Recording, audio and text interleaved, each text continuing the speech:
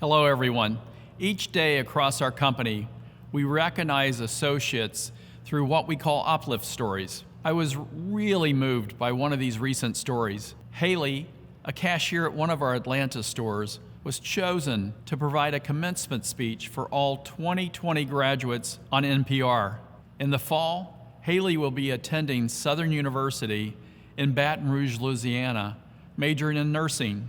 She shared that working during the pandemic and being able to help customers get the medicine, food, and products they needed helped solidify her dream to be a nurse.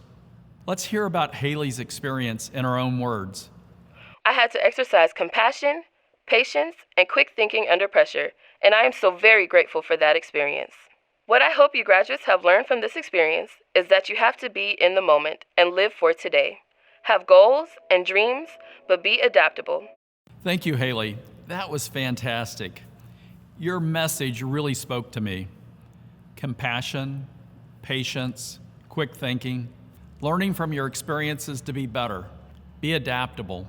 These are great lessons for all of us.